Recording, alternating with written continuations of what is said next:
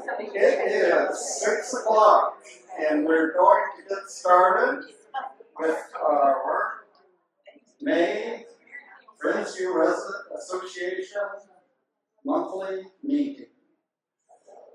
It's always exciting to come to this meeting. I never know whether I will have remembered to turn the cameras on and end up having in about 5 minutes realizing that now we go down and turn them on, but I remember to turn them on, but I don't know what else I forgot to do, so we'll see what happens. We are going to open our meeting, as is our custom, with prayer. Bill Pruitt, new resident in Sutton, will lead our prayer, opening prayer.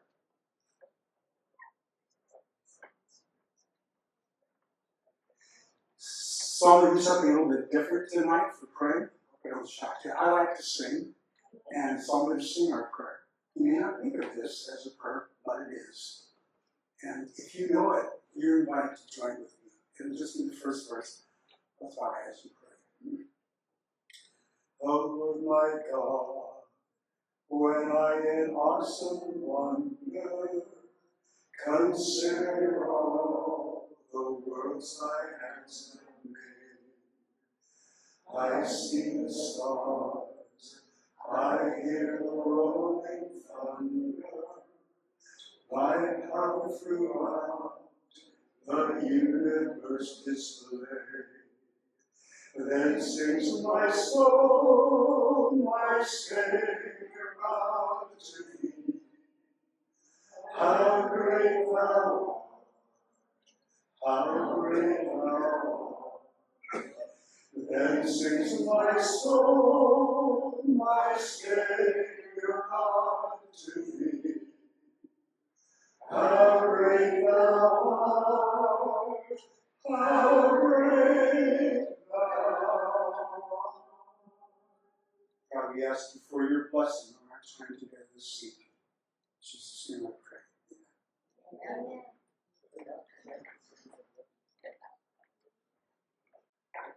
First thing on our agenda, first because Francie Ritchie has things to do and places to go.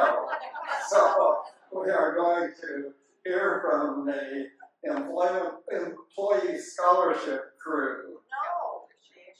Employee appreciation. I stand corrected. You bet. Go. And I sit down. Aren't you going to do the slides? I can do them. Oh, she can do them. Then I can do it for you. Or she can do it. Last time I don't need a speaker. I was a teacher. Oh, please move that. Move that. Who's got the button? Okay. Anyway, the last time I did this was with Sam Farmer, and we were up here 15 or 20 minutes, and I got scolded. So we only have 5 minutes. So who's clocking? Oh, I'm like, Okay. You can go over there. Because we're red, white, blue. Not that I have control issues. Anyway, if you don't know it by now, Employee Appreciation is June 26th. And the committee has decided the theme is Any Way You Slice It. We are super grateful for you. So that day, guess what we're going to have for lunch? Very good, you read it. Different things. And for dessert, do you remember? We're having a slice of pie with ice cream. Yes. And please remember, what we do is we give every staff member a gift card to Fred Meyer. And what we're doing now is we always fund 6 months in advance. So in December, we funded for now. But because we have so many new employees, the gift card's going to be a little smaller than it was at Christmas. So fund a lot now, so at Christmas we can give them money. But please fund us. Because we don't get any money from the, what do you call it? Thank you, the resident council budget, that's why I have a team. I bought a whole bunch of these hats, you know, for the day we do it, I can't find them. So there's different ways, no, I'm serious. I'm only 78, right? But anyway, when you have your check, you can bring it to the treasurer's office or the finance office, which is in the lower level. What's that called? Canyon View Center. And you can also, as you come in the building, on the right there, your left, there's a box you can put in, put on the envelope that it's employee appreciation and your name and your apartment number. And then this is also by the slow elevator over here. You can also, you know the slow elevator that breaks down? No, I didn't say that. But anyway, that's, okay. Next, how am I doing on time? Okay, so there's what does it say? Yeah, you can invite an employee to sit with you if you would like, if there's somebody special that you'd like to talk to. Or more than one. So you got one employee or more than one employee, if you want to ask a few people that you see regularly to come and sit with you, their lunch will be free, and it'll be in the main dining room here, it'll be set up for them. So you just get in the regular food line and they can get their free lunch, sit with you. And if you don't like pizza, there'll be other things too, you know, the regular stuff. Okay, next one. And that's our kitchen, some of our kitchen crew. I don't know how many of you know him, but the man in the middle is Steve Clevenger. He's the head of the whole thing. And some of their chefs. And then down there is the latest picture of the maintenance people. There were 3 not there at that meeting. So we have a lot, there's some new faces, I don't know. Can't do anything else? I did it! I bet that was only 4 minutes, right? Okay. Good job. Questions? Can we donate extra and designate it to go to this appreciation so that we're not shorting the employees? Okay, we're not shorting, believe me. It's for $100. The gift Well, you card. said it was gonna be less than. Well, at Christmas it was $125, but usually we try to give more at Christmas anyway, because it is Christmas. But what has happened is everything takes so long. We have a special card that's a cute card. The picture, I think, is one you did. And it's a lovely card. He did it with a drone of a beautiful meadow that goes like this, and it really looks nice. And then I never thought we could have shown them what it looked like. Jeff's poem. Is Jeff here? Jeff Yoakum has a poem, and then, I'm sorry, I don't remember your name. Paul Brandon has the picture, and then inside will be the gift card. So when we get together the 19th of June, our committee, that's what we do. We stuff the gift card into the thank you card, put it in the envelope, and then Katrina has the job of putting everybody's name on it. You know, so it's a big, big work. That's why it has to be done so in advance, because it takes so much time. Okay? Any other questions? That's a good question. Okay, yeah. Thank you.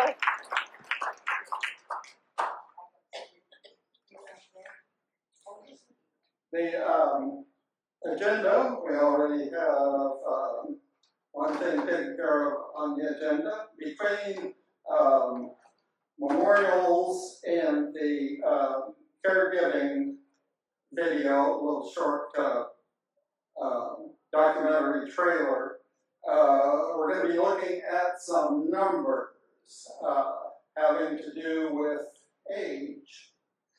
And then we have one question and a couple of affirmations, community life, executive director, and Virginia will be asking, do you know? Memorials. There have been 4 residents have died since our last meeting, and their souls have left us an ongoing influence because of the way they conducted themselves in this community. All 4 of these women were in their 90s. Olive Mardock attended Cascade College in Portland, where she met Marvin Mardock. They married in June of 1950. Marvin's teaching career first took them to the Caldwell, Idaho area, and then to Howland, Kansas, and in 1961 they moved to Southern California, where Marvin took a teaching position at Azusa College, now Azusa Pacific University. For many years, Olive taught 2nd grade in the Glendora School District. Reading a sentence from Olive's obituary, her kids agreed that Olive was a no-drama mama who, by the life she led, taught how to be strong and resilient in the face of whatever may come of life. Janice Biggerstaff grew up in Longview, Texas during the Great Depression. After graduating from high school, Janice went to Baylor University, and after graduating from Baylor, she received a Master's of Arts degree from Stephen F. Austin College. From 1950 to 1988, Janice taught high school chemistry, biology, and physics. Janice loved to cook, entertain, and play bridge with friends. And evidently she liked to play bridge with people who knew how to play bridge. She wouldn't know how to play with me. Rosemary Kenney. Memorials are an interesting reminder to me that we live in a community with a lot of interesting people who have done interesting things. I didn't know Rosemary, and I was fascinated to learn that she and a friend did extensive bicycling around Europe. I don't know when this was. It must have been a few years ago. It was 1951 through 52. Okay, that was a few years ago. Countries that she bicycled in alphabetical order, not in the sequence she bicycled.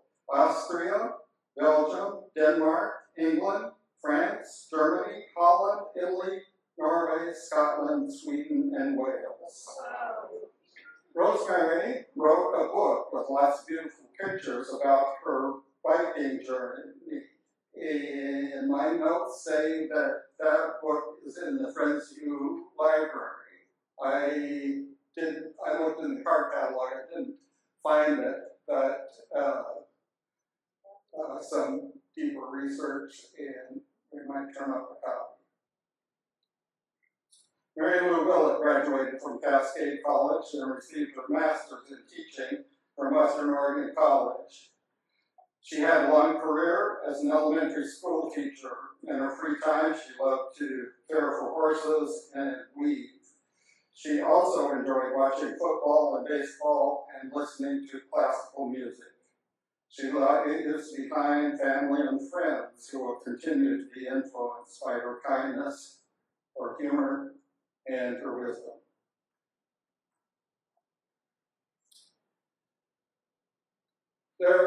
This first of 5 slides that I want to share. And this first slide shows the age range of the 4 women that we just discussed. And 79 here, that is current US life expectancy.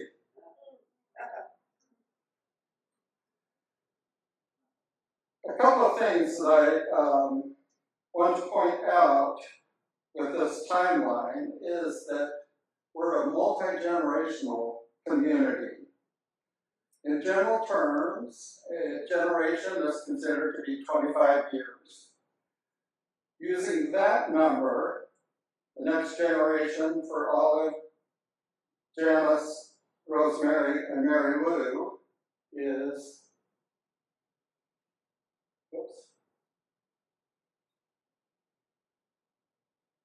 It'd be here, 25-year difference.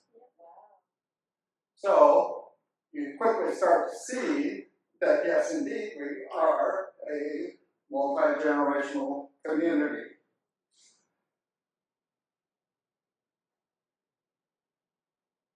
So we have a 41-year span between our youngest resident and our oldest. Our youngest being 63, our oldest being 104. And current median age for Friendsview residents, I'll keep it going, is 81. It's actually 81.73, but I just rounded it to 82. And of our new residents coming in during this time of expansion, the average age is 73.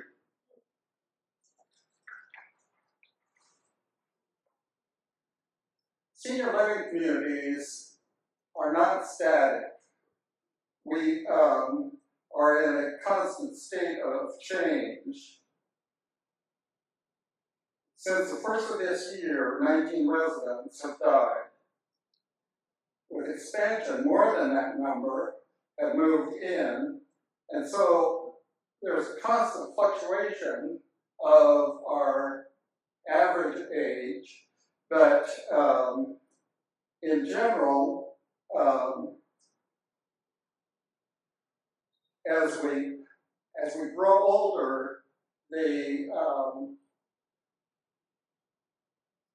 numbers change, but don't change an awful lot. So what we're going to do now is we are going to do a little exercise here where we try to, I want to get your idea about how many residents do we have who are over 90. So I'll tell you, it is more than 40, so we'll start with 40. Everybody who thinks that we have 40 residents who are 40 or more, go ahead and raise your hand, and then as we go every 10 years, put your hand down if you think the number is not more than that. So we're at 40, we'll go up to 50. I think we have more than 50 residents who are older than 90. 60, 70, 80. You shouldn't have your hands still up. It's 73. We have 73 residents who are older, who are 90 or older. I thought that's pretty interesting. And if I'm remembering the math, it's like 14% of our community. Related to this whole thing of multi-generational, there are ways in which every generation is slightly different because none of us lived in the same world as our parents or our grandparents. And so, you know,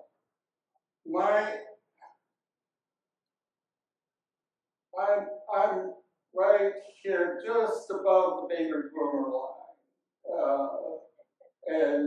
But it's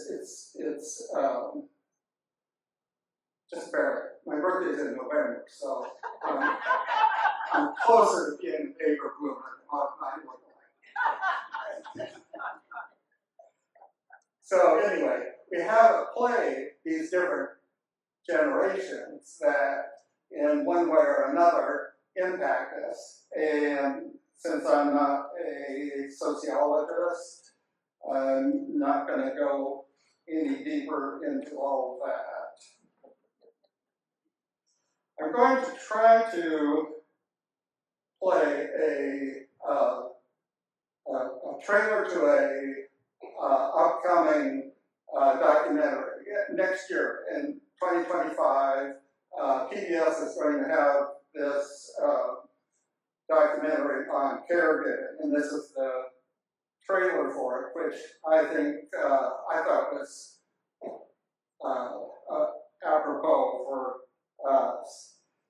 And I'm having to improvise a bit as far as getting the sound to work, because we're going to have to do it through here, and hopefully. My dad was somebody who I idolized. I used to dress up like him when I was a kid in kindergarten and get made fun of because I wanted to wear like a suit and a tie. And then to go from that to giving him a bath is quite a traumatic thing.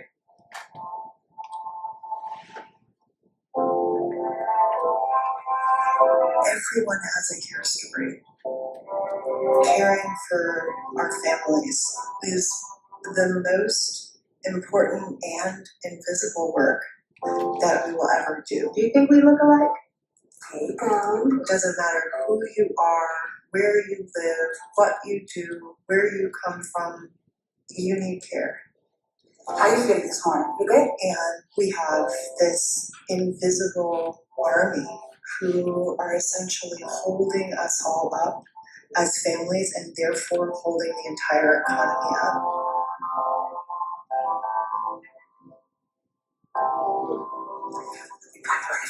People are doing everything they can and more, and it's simply not sufficient because we need to have a recognition that care is a public good.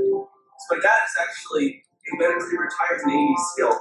You know, he's like helping me to get stronger. I'm here, caring for two sick people, which is definitely harder than anything I've ever done in my life. There's just this simmering crisis. Everyone is burning out, whether it's the care worker or the family member. Everyone is under extreme duress.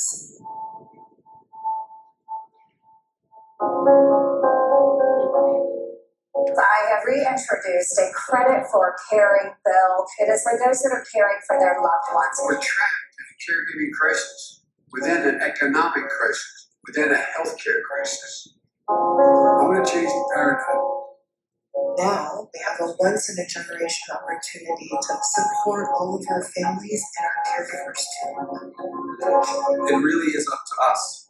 All of us can help raise the banner for caregivers. That's why I'm excited to partner with WIDA and produce this documentary. Together, with your help, we can make a difference.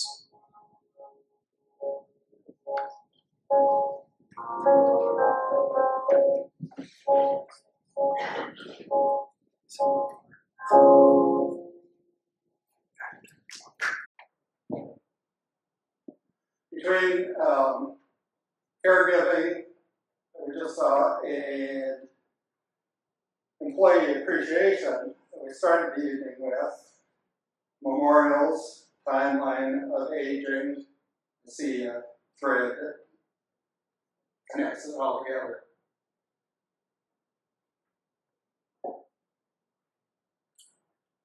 You might have noticed in the morning announcements that it said, and this reads straight out of the bylaws, residents will be given the opportunity to ask questions and make comments referring to this meeting. And one might assume that that means that that can take place from the floor of the meeting, which we have really abandoned that, and in its place we have questions and affirmations that we encourage you to submit prior to this meeting so that we're able to prepare thoughtful answers and make sure we understand the question and concern, and it could be a time saver in our meetings. So anyway, that's the situation on that. And we just have one question that Todd is going to address, and that is, I've heard the explanation of our financial covenants and the description of days cash on hand and debt service coverage ratio, but I'd like a better understanding of the general framework of the financing of expansion.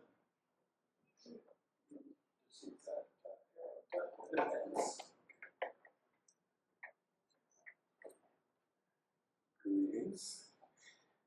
Well, if you think about the original concept of Friendsview, we had about 200 people back in 61, 62 that came together and invested by paying their move-in fees to build the original manor building, all studio apartments and a nursing home underneath. That original group took out a 40-year loan and paid for the whole building. And they got, as part of that, they got they had to pay monthly fees, but those monthly fees went to support all the care and services that the community members received in the health center. Well, they didn't really think beyond that. It's kind of hard to, because you can't see the future. But in 2003, they came to the end of their 40-year mortgage. They paid that off.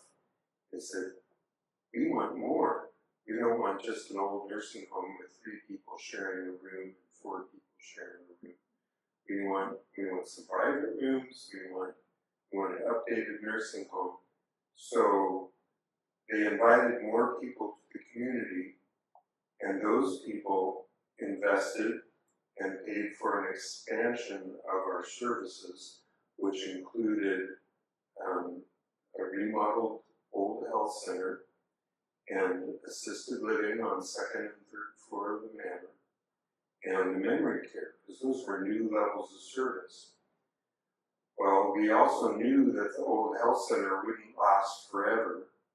So now came the time when we invited new members in, Sutton Terrace and Springbrook community members. Those people, their investment helped pay for the new health center, Charles Beals Plaza. And we all get the benefit from having that community, that place in our community for people to be. So the cost of the Sutton Terrace, Charles Beals Plaza, and the added units at Springbrook Meadows were funded by issuing bonds. Those are tax-exempt bonds, and they're purchased by groups like, I can't think of the name of the groups now, but they're big investor groups. You probably invest your money in some of these groups, and they invest by selling these bonds. And we're kind of subject to these investors as part of the work that we do. So those investors require us to meet covenants. They want to know that their investments are going to continue to be able to make payments. So we have we have covenants. One of those is called days cash on hand. So we have to have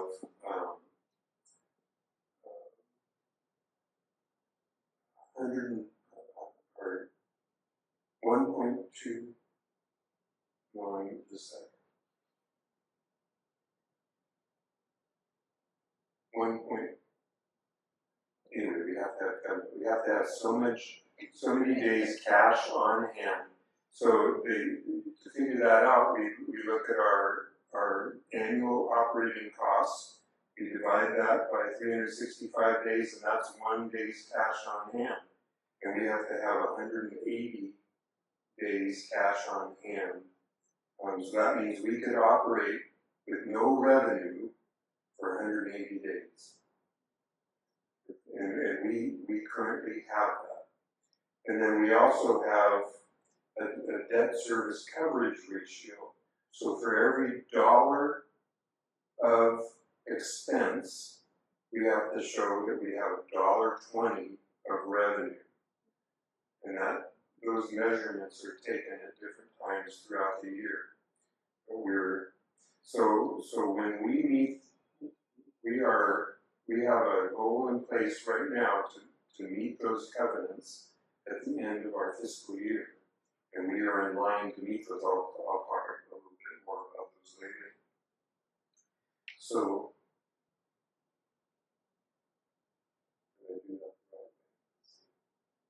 the cost of the building set and terrace, Charles Beals Plaza, and added units at Springfield Meadows was funded by issuing bonds to our investors.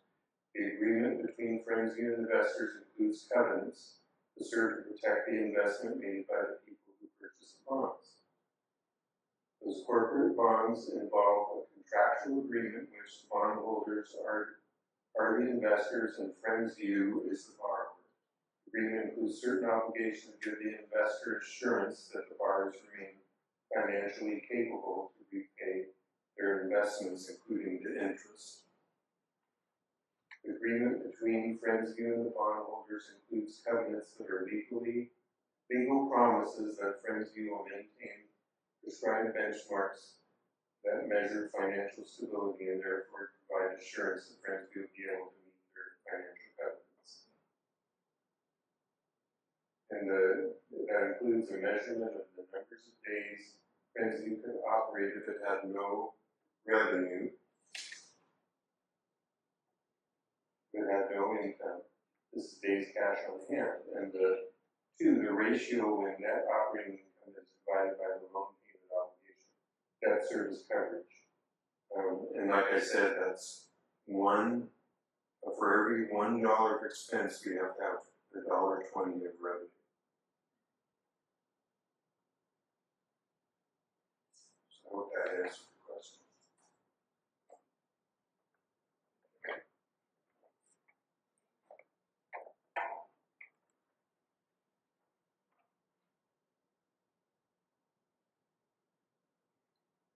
We have a couple of affirmations. One is a thank you to John Wellender, who took photos at the annual Women's Tea May 3rd and 4th. The other one is from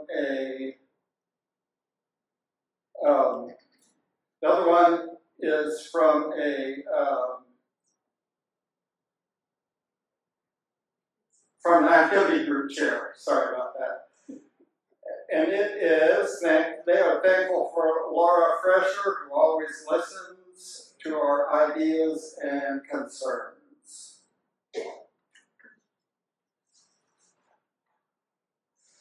And this is just a reminder of where to submit your questions and affirmations for next month, and we'd like to have those in a week before the meeting, and that would be June 10. And now, Lora.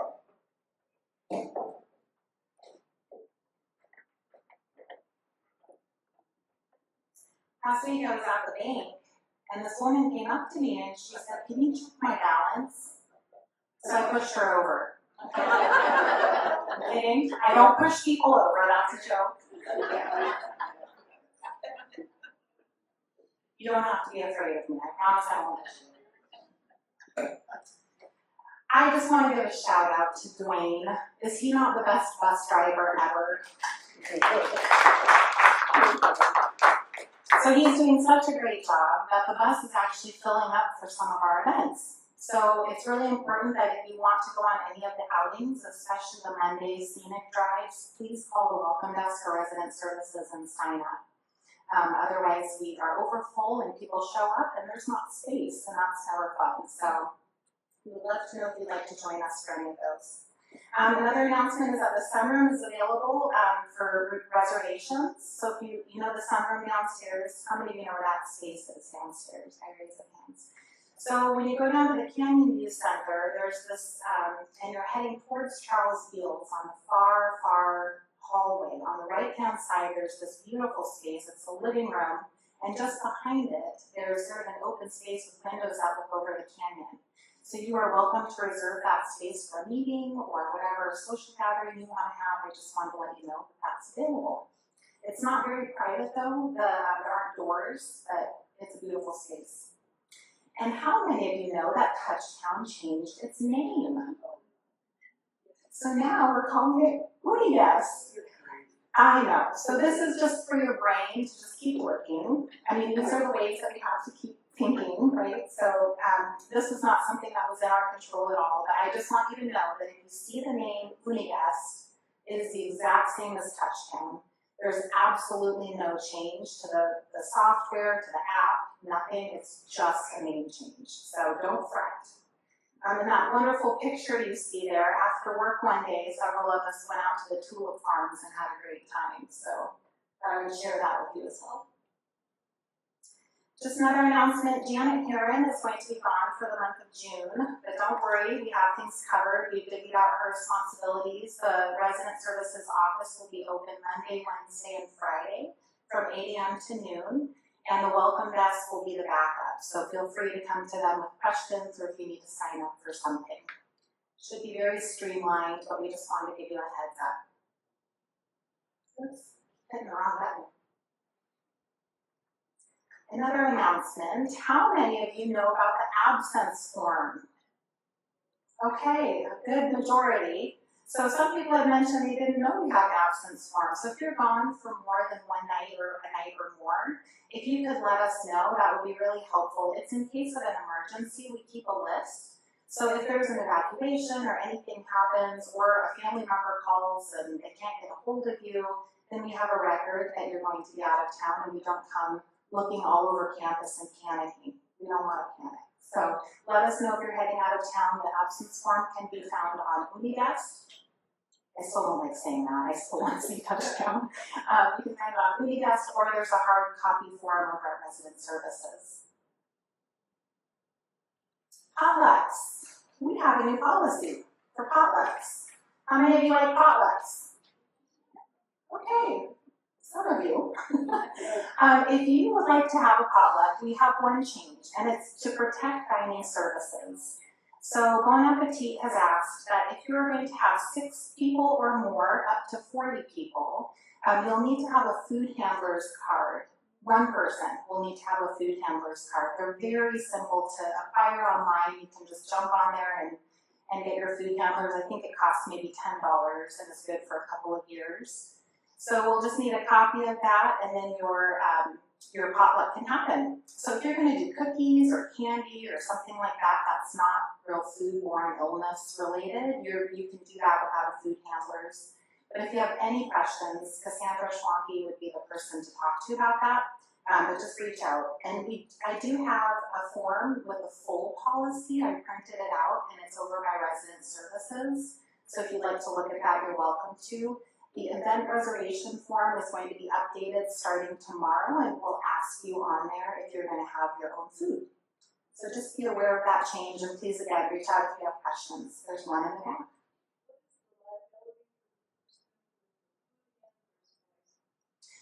The question is what is the liability for the person who has the food handler's license? Is that correct?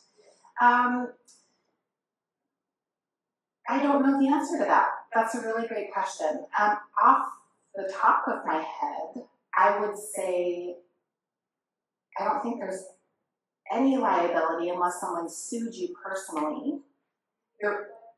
Yes, the reason that we need to have someone liable if Bon Appetit is not liable, if something did happen on campus, then the FDA would come in and do an immediate inspection of Bon Appetit. So it's our way of saying, well, it was a private group activity and there was someone who was there who had their food handler's license. That is a very good question. I'll have Cassandra get back to us on that. Thank you.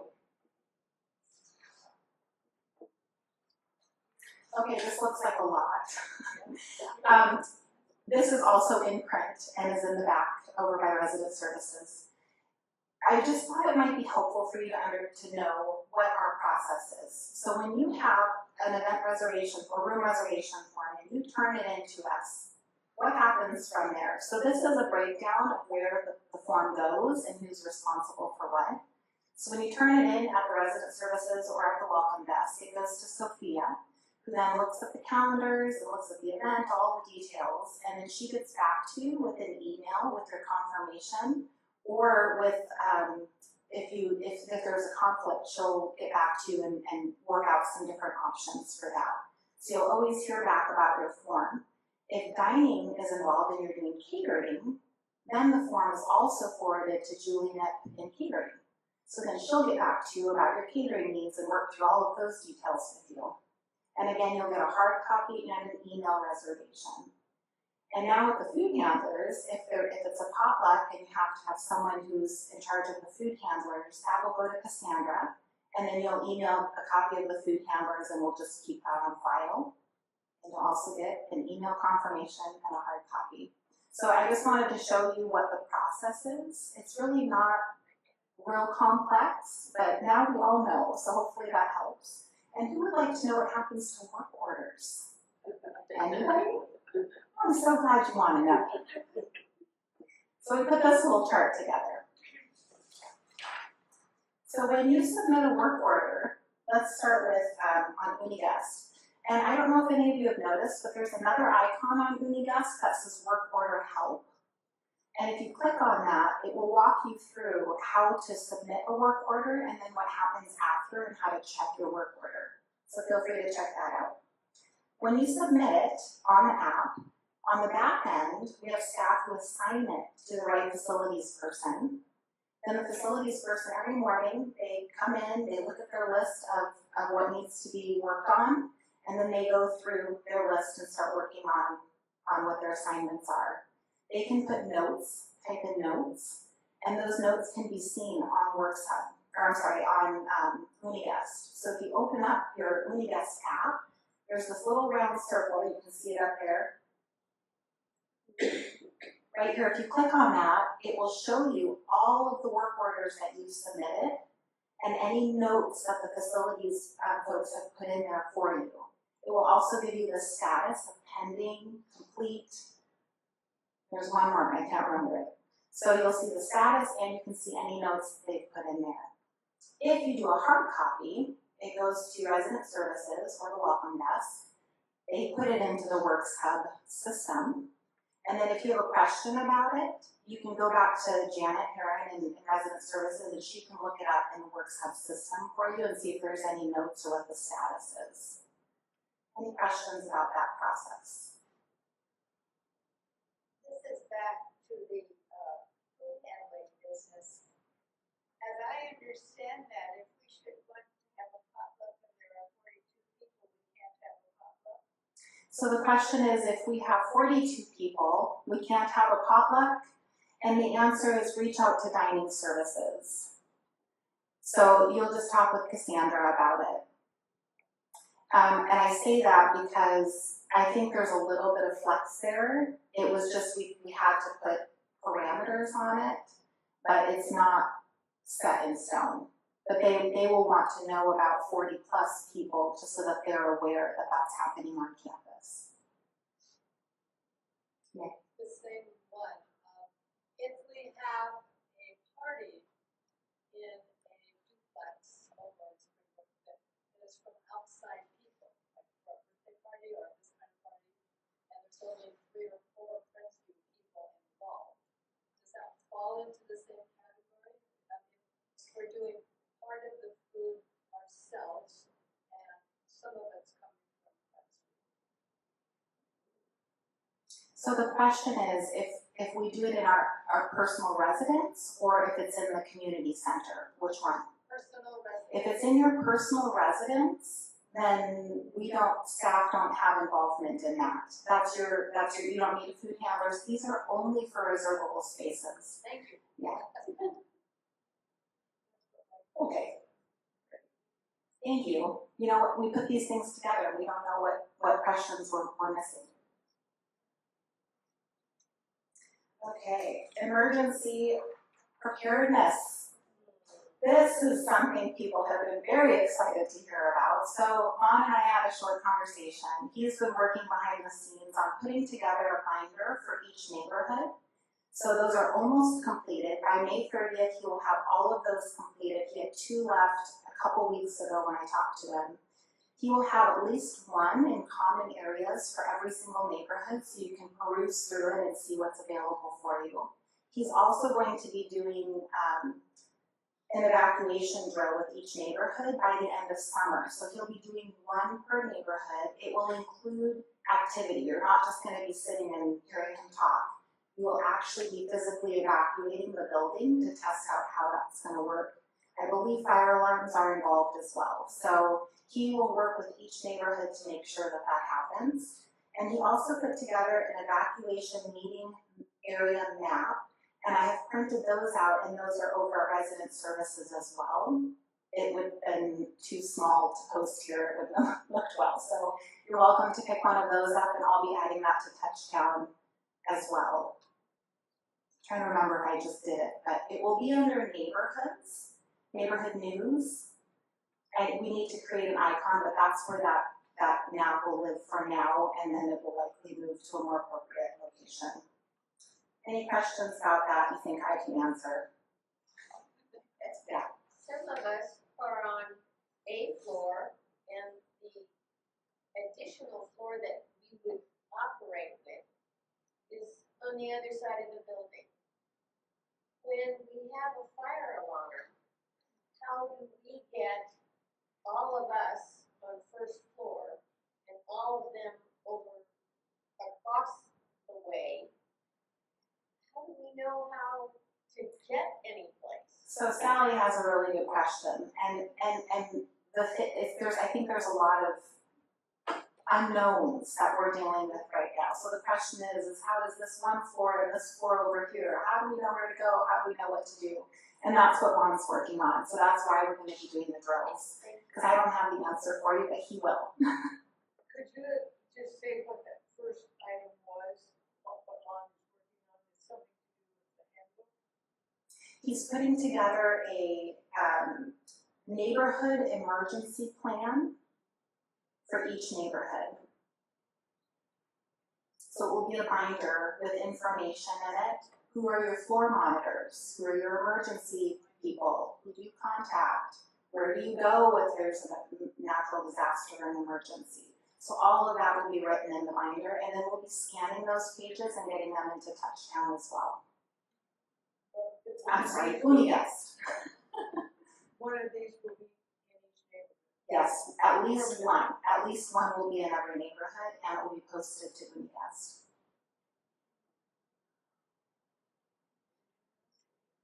That's all, folks.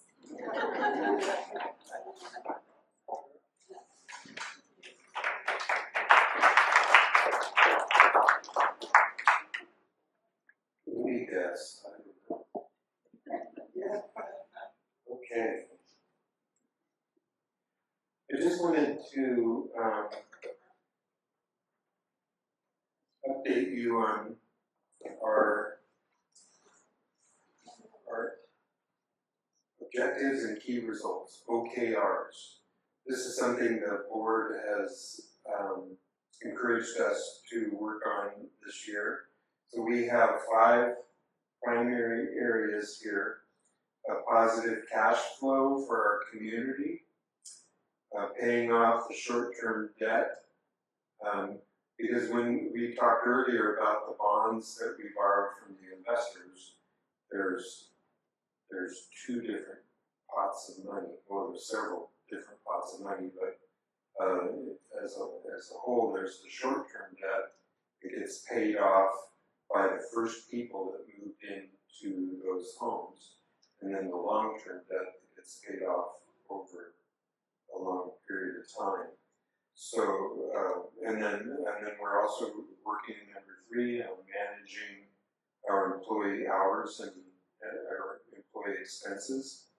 And then 4, updating and implementing our disaster preparedness plan. And 5, completing our budget for this fiscal year.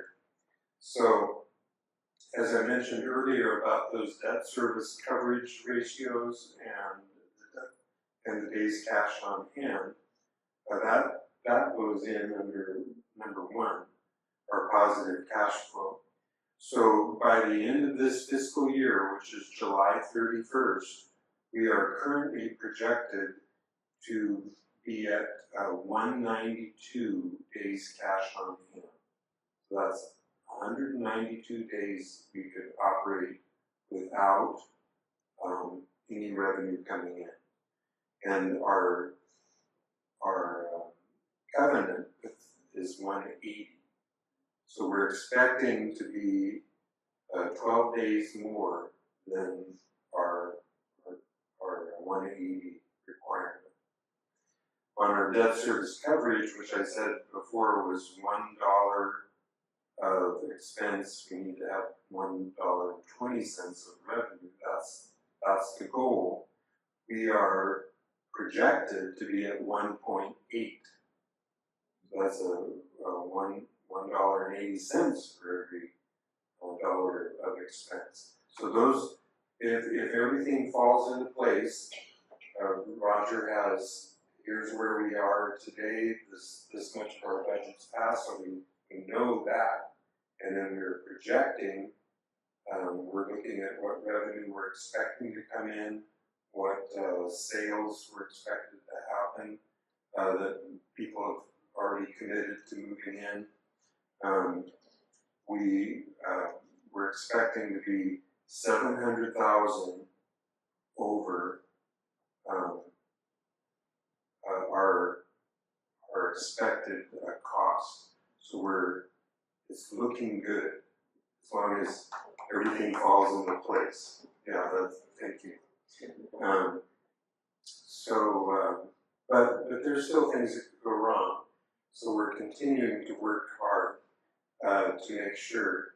Number 3, on managing our employee costs. So Roger's projected our expenses, and now already in February and March, we were $200,000 a month under what we expected our costs to be for staff.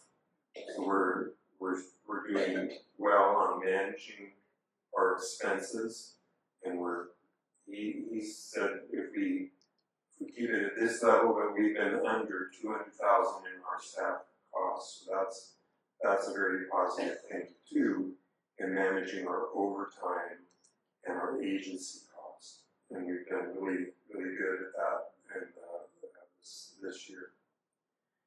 Paying off our short-term debt, number 2. So like I said, there's this chunk of debt that we have that we want to get paid off. And we're about $4 million short for paying that off.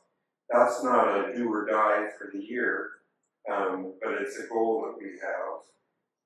If we can meet that, because currently all the people that move into Sutton and that moved into the new Springbrook homes, that money's all gone to pay down the short-term debt. We have $4 million left. And we have currently 15 Sutton Terrace apartments left to sell. So $4 million of that will go to paying off the short-term debt, and then all the short-term debt will be paid off. And any move-in fees we get after that are for us to use as we see fit. The investors want to see that $4 million paid off before we can have those move-in fees used for operations.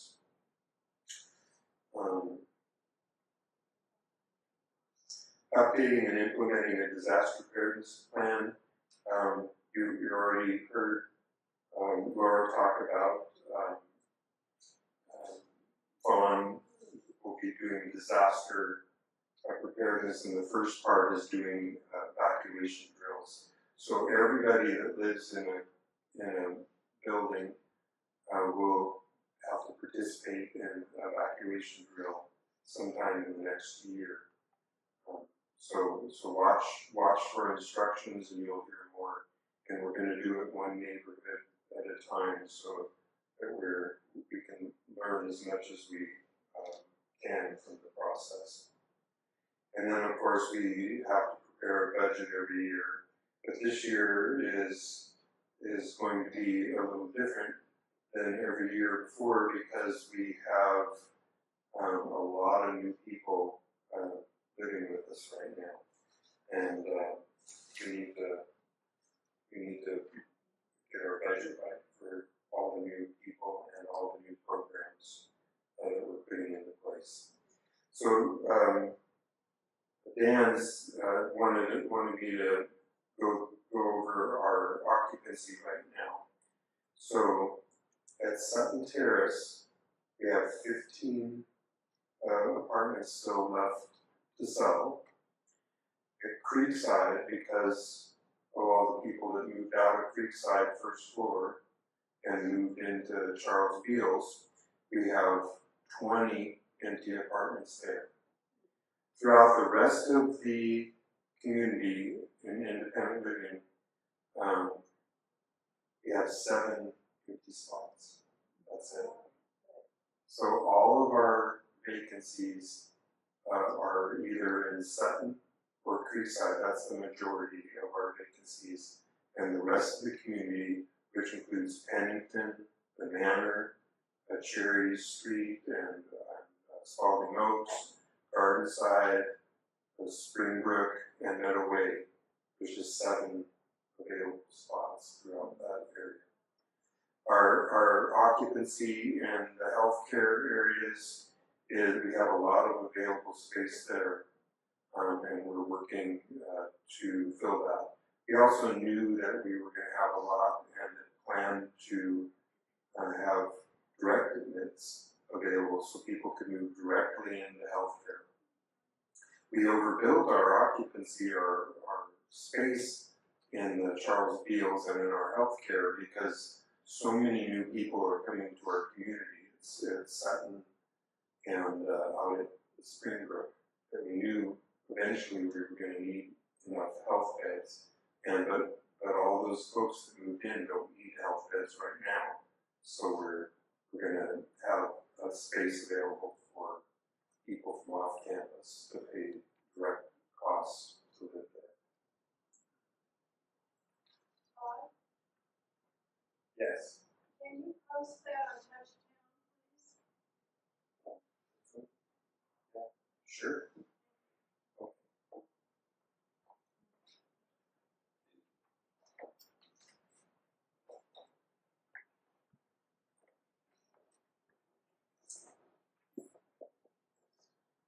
I know many special places. They usually have pretty glass or a sculpture, perhaps sacred books, or they look out on a beautiful sea. From my experience, I find them very welcoming to the point where when I step in the door, because usually the light is pretty muted, it's almost as if I'm being invited, calling me to sit down and be. We have one of those special places here in this building. Do you know where it is? I hear a few yeses. But for those who don't, these special places are called chapels. And I gotta get rid of that.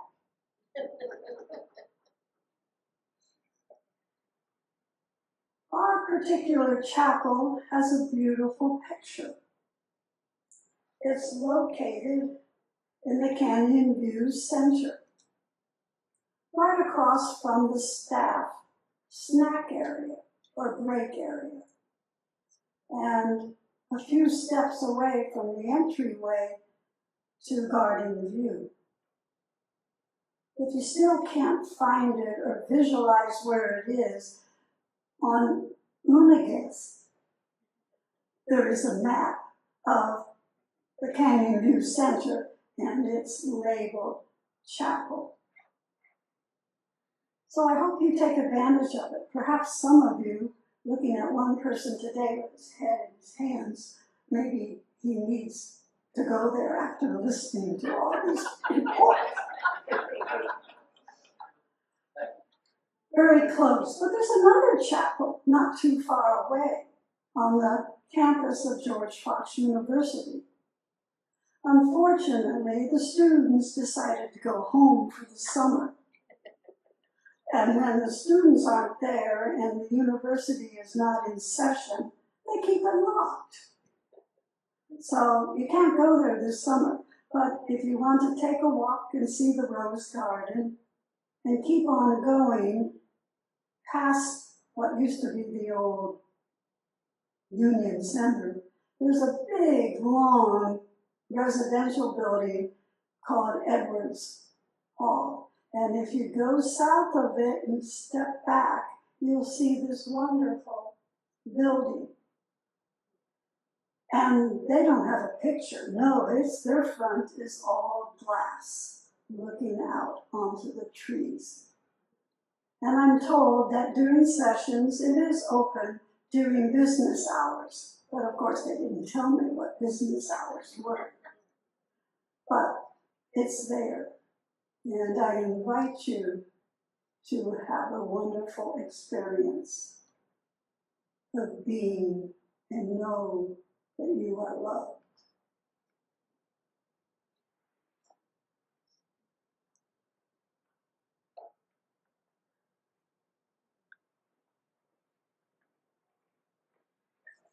That concludes our meeting. We will meet again in July. June. Well, we'll meet in July too. Before that, we'll meet in June.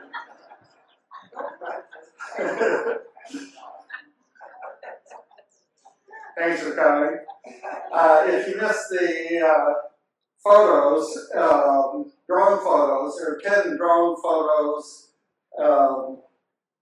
that are that Paul took a couple of weeks ago of the main canvas here. And if I can, and I'll play those if I can get them back up, or maybe not.